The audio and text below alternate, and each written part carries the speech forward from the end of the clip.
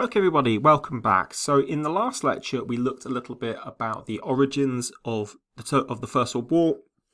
So, in this session, I want to instead look a little bit about nationalism, the First World War, and beyond. So, the impact of the war, and a little bit about the course of the war. So, one of the things we looked at in the last lecture was the Fisher thesis of the 1960s, and the ways in which historians have attempted to explain how the war began, and attempted to distribute blame for the conflict. So I want to briefly think in this lecture a little bit about, as I said, the course of the war, but also to consider how different powers on both sides of the conflict presented and depicted their own experiences of war and that of their opponents. So the First World War was itself a cataclysm of hitherto unparalleled scale, at least in the context of Western Europe. Some 15 to 18 million people lost their lives, including some 3 million from the Russian Empire, a similar number from the Ottoman Empire, 2.5 million from the German Empire, a little fewer than 2 million from Austro-Hungary, 1.5 million from France, and over a million from the British Empire. These death tolls, which included millions killed on the front lines, but also astronomical levels of civilian fatalities, reflected the vast conscription armies, which, particularly in the case of the major powers, numbered into the millions. Between 1914 and 1918, Russia mobilised some 12 million men. France and Britain had over 8 million apiece. Italy over 5 million, and the United States over 4 million. Germany, meanwhile, mobilised some 12 million men, Austria-Hungary a little under 8 million, and so on. So the war also saw eye-watering investment into war, particularly into war industries and military productive capability. For instance, in 1917, in the US, on average some 15,000 rifles were made each day. Britain alone produced nearly 4 million rifles, 250,000 machine guns, 52,000 aeroplanes, 25,000 artillery pieces, and over 170 million rounds of artillery shells by the end of the war. Here in Coventry, the company White and Pop, which made munitions during the war, began the conflict with 350 workers and ended the conflict employing over 12,000. And across Coventry as a whole, some 30,000 additional workers were brought to the city to expand the industrial workforce. All of this was achieved during the war while huge standing armies depleted the industrial workforce by millions. The result was that millions of women were drafted into the industrial workforce, building munitions and armaments, farming the land, creating uniforms and military equipment, and so on. The social historian Arthur Marwick argued that these kinds of enormous pressures on the economies of the major powers was to require a fundamental change on a massive scale, both to economies but also to societies as a whole. War on this scale, or total war, he argued, created lasting change in 4 key areas or dimensions. First was created enormous disruption and destruction. So that is, people's lives were fundamentally uprooted through death, injury, forced conscription, families were torn apart, migrations occurred on massive scale, and entire swathes of urban and rural areas were laid to waste by the maelstrom that this industrialised conflict unleashed. To take an example of Belgium, some 6,000 individuals were killed during the German invasion, and a little fewer than 18,000 perished as a result of forced expulsion, imprisonment, or from direct execution. Meanwhile, 25,000 homes and other structures were smashed in 1914 alone. Mass migrations also preceded the invading forces, and some 1.5 million Belgians, 20% of the entire population, were forced to flee for their lives.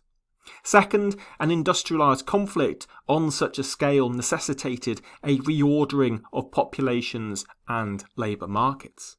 This Marwick described as the participation dimension. The unemployed, the unskilled, and women all often if not excluded from the workforce, then at least marginalised within it, constituted a vast, usually untapped resource. As Adele Schreiber, the Austro-German feminist, writer and politician, wrote of the conflict in 1930, "For women workers there began that gravest endurance test which suddenly threw all theories about female productivity in the workplace overboard. Whereas previously women had been rejected, now they were in demand. To an ever-increasing extent, our industrial production, agriculture, business, trade and commerce, and with time even a great part of the education system and administration, lay in the hands of women." So there was certainly abundant evidence to justify Schreiber's conclusion. Just as the ranks of the Imperial German Army had swollen to 9 million men by the end of 1915, the number of women in employment in key areas also increased. For instance, some 92,000 nurses, who made up a full 40% of the German Army's field medical personnel, had volunteered to serve their country. Women employed in industry also increased from around 1.6 million in 1913 to a little over 2.3 million by 1918. In heavily male-dominated industries, such as the electrical industries, the number of women in employment multiplied 8 times over, while the machine building industry even, saw a multiplication of female employees by a staggering 35 times.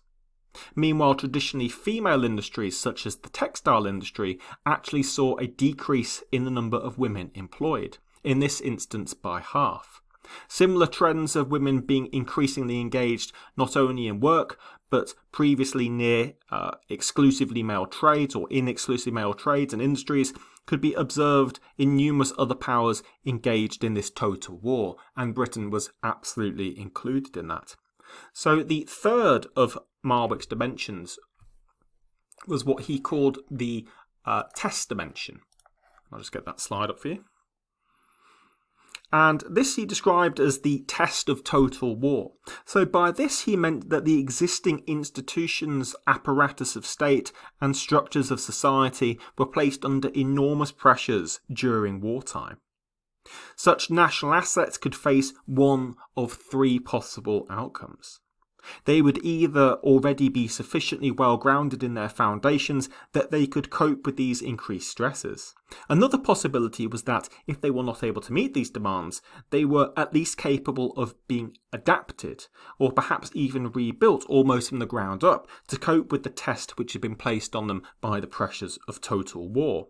So the final possibility was that the state and those key apparatus were insufficiently flexible, and the system in question would buckle and collapse under the weight of wartime pressure. Those nations with sufficient resources, ability to mobilise those resources, and capable of adapting the wartime economy would succeed.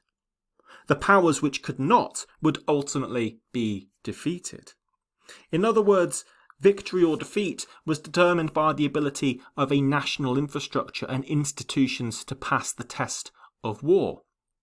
And this actually wasn't entirely Marwick's own idea. In fact, if we go back a century earlier and we look at Karl Marx, he said something rather similar. The redeeming feature of war is that it puts a nation to the test, as exposure to the atmosphere reduced all mummies to instant dissolution. So war passes extreme judgment on social systems that have outlived their vitality. So this description is of an ancient Egyptian mummy, for example, some sort of human remains which are now kind of little more than dust. As soon as they are subjected to the open air, collapse into a pile of dust and fabric, rather than having any kind of remaining kind of structural integrity. So very much like a kind of, a sort of Indiana Jones sort of type idea there, I think. So for Marwick, the most obvious example of a nation's inability to pass these tests was the failure of the Tsarist regime in Russia and the Bolshevik Revolution of 1917. So last but far from least, we have perhaps the most difficult to quantify of Marwick's 4 dimensions, and this is what he called the psychological dimension of a total war. So in the case of the First World War, the obvious example to draw upon, though hardly politically progressive, which was the main thrust of Marwick's argument, was the impact of war on the politics of Germany and of the Soviet Union. So in the wake of the First World War, with its profound human and economic cost, meshed with the defeat in the case of Germany, was the rise of extremist politics. Key to this was the Treaty of Versailles, which we've already discussed in the previous lecture, which was deemed to be unfair, dishonest, and overly punitive. The War Guilt Clause, so Article 231 if we recall, in particular was viewed in Germany as a national affront, which stripped Germany of its honour, and was used as a means of punishing and seeking unfair compensation from Germany. In addition, the end of the war itself, despite clear military defeats, particularly in the last 100 days of the conflict, did not see the Imperial German army crushed. Instead, the armistice signed on the 11th of November 1918 was an acceptance that Germany could no longer continue fighting regardless of the failure of the Allied powers to achieve what we might view today as total victory. So by that we mean complete unqualified surrender.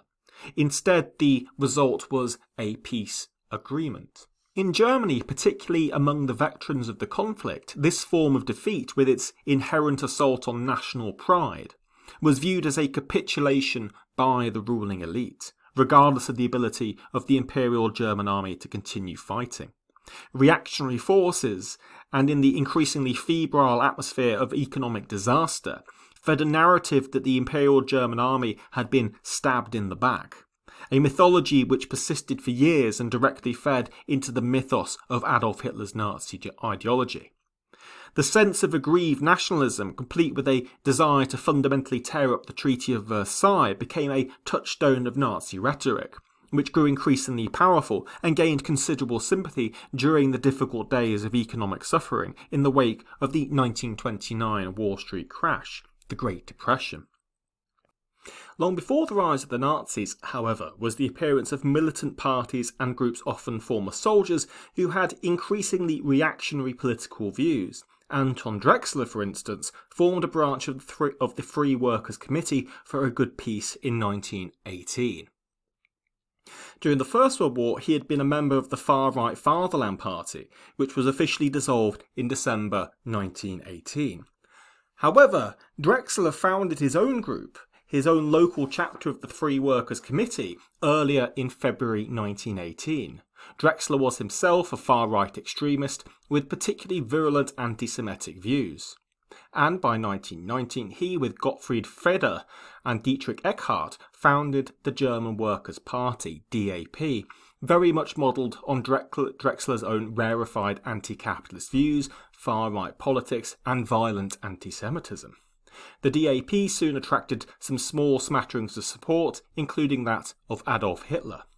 The ideology of the DAP and its later iteration in the form of the National Socialist German Workers' Party, the Nazis, was Völkisch in its ideology.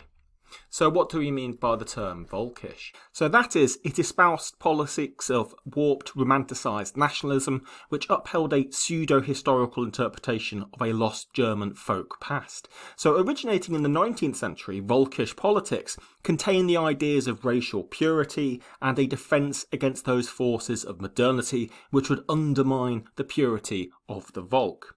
Certainly, for extreme anti-Semites like Hitler and Drexler, this included violent hostility to those deemed to be others, interlopers that would destroy the nation both consciously and unconsciously. This took on pseudo-scientific elements which would underpin Nazi ideology in the Aryan, white Nordic German peoples, so the Aryan blood needed to be protected from dilution from Untermenschen, so undermen or subhumans in this context. So in this worldview, races were categorised by perceived worth. In Nazi ideology, Slavs, those people thought to be indigenous to Eastern Europe, were a bestial category of near humanity, little better than livestock. However, the most dangerous element to Volkish society were, of course, the Jews. Jews were not merely the lowest form of the low, but a malignant entity of racial enemies and indeed a danger to civilization itself.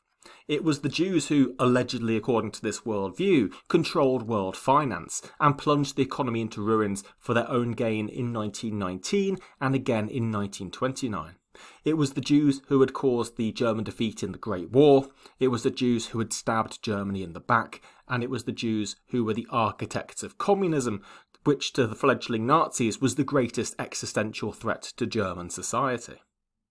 So when the Second World War was in full swing, the war against the Soviet Union was viewed by senior Nazis as the other side of the same coin. It was a war against the Jews, and the war against the Soviet Union and the war against the Jews were one side of the same issue. In Russia, the impact of war was the two revolutions of 1917, the first of which, the February Revolution, actually in March according to the Gregorian calendar, was extemporaneous, that is, it was conducted without planning. The latter revolution, the October or November Revolution, on the other hand, was a planned coup by the Bolsheviks.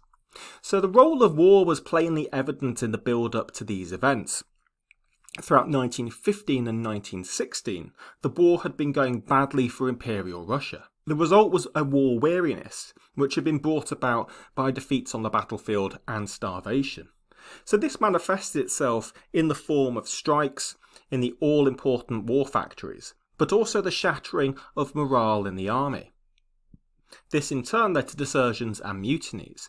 It is also necessary to note that the political leadership in government was also unable to meet the pressures of war.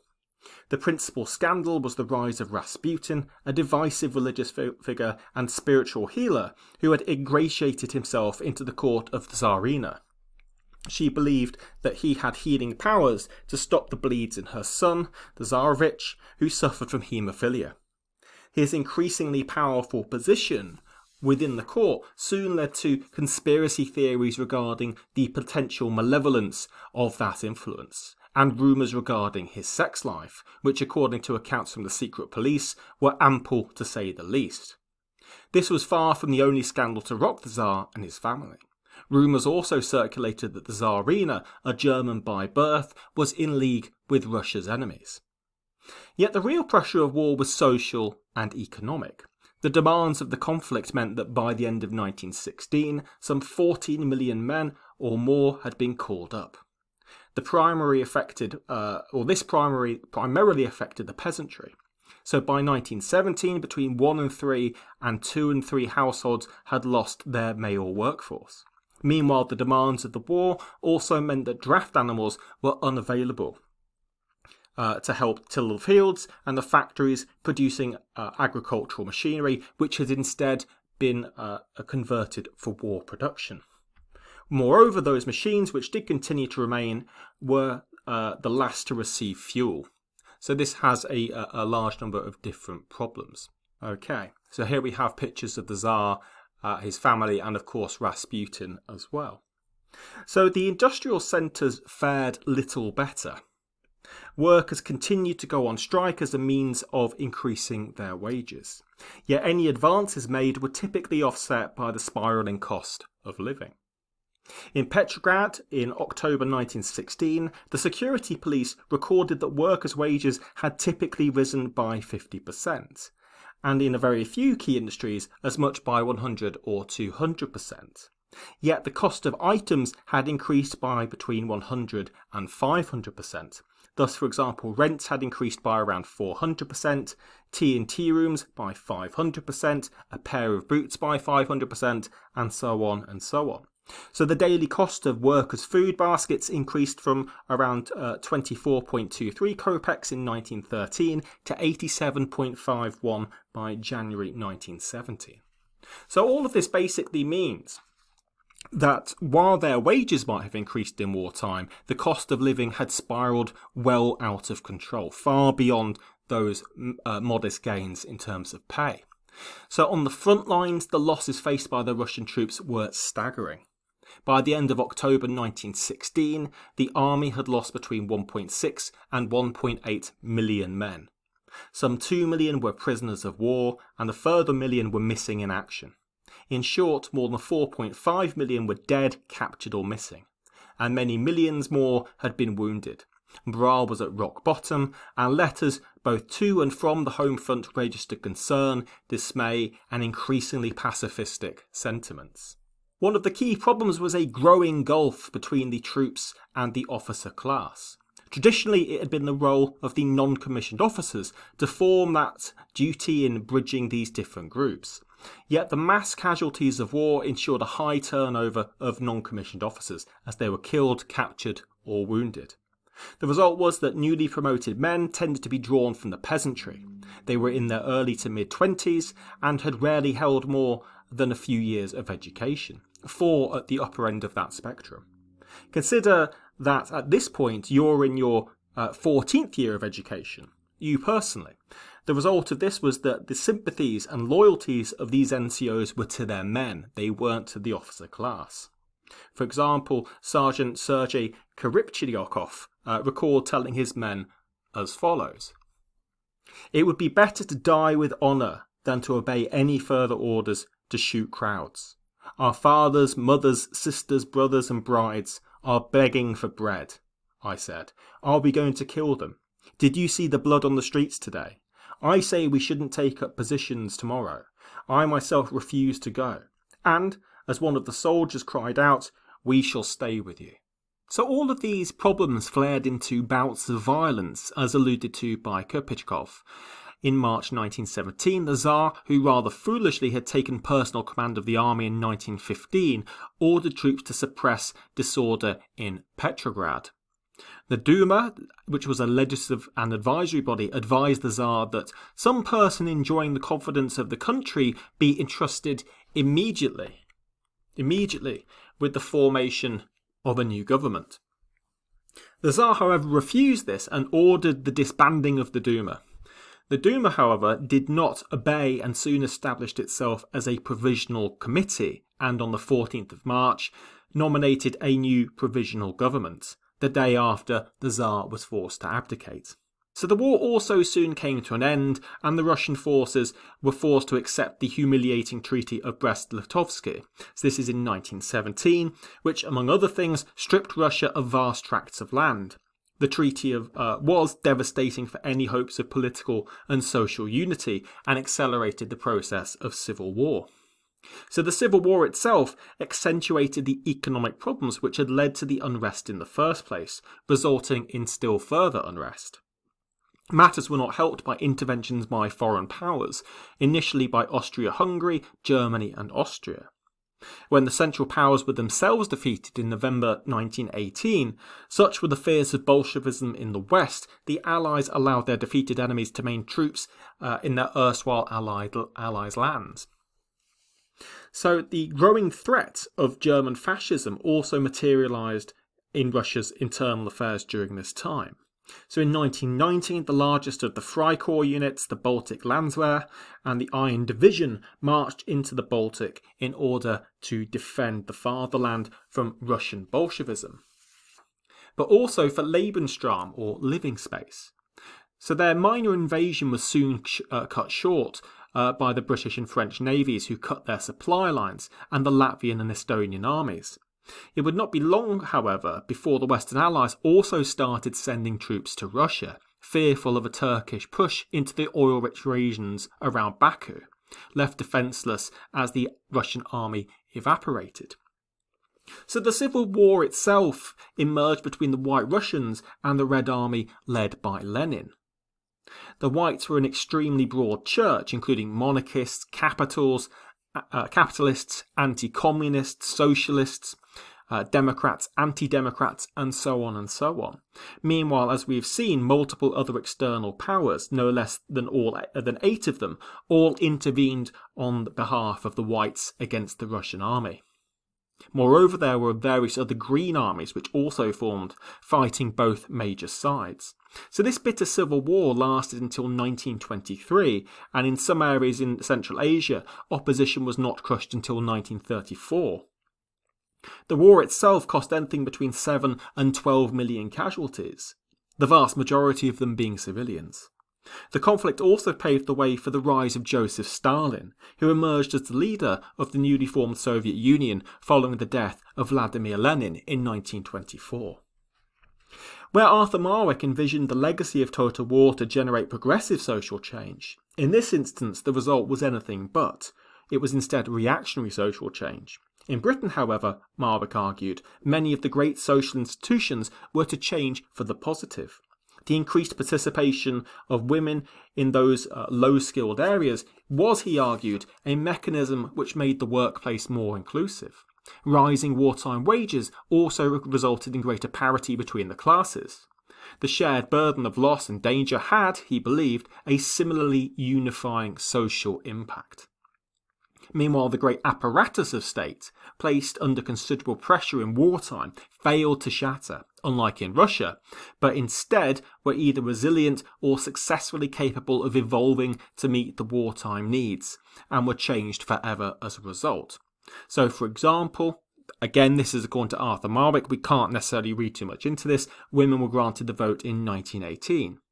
According to at least certain conditions. First, that they be aged 30 or over, and second, that they were either a member of or married to a member of local, someone who's on the local government register, a property owner, or a graduate voting in a university constituency.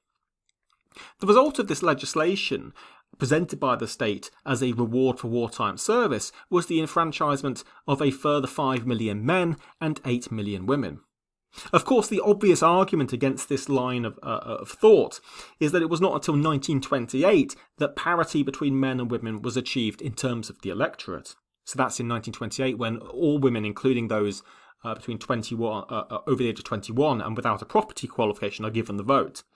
Meanwhile, feminist historians, particularly in the 1980s, have argued, I think fairly persuasively, that if anything, the First World War had actually slowed down the process of enfranchising women.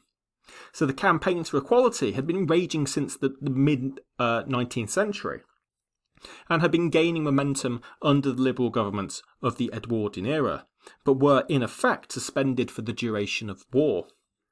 So the argument is thus that the war did little to promote women's equality and, if anything, may have actually slowed it down.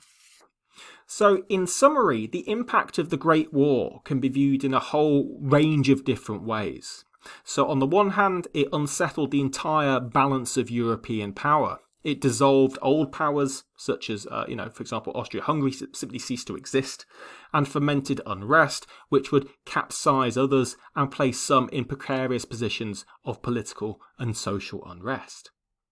Yet, on the other hand, other powers, not least Britain, were able to weather the tides that brought others to their knees, their institutions largely unchanged, or if anything, modified and strengthened for the better.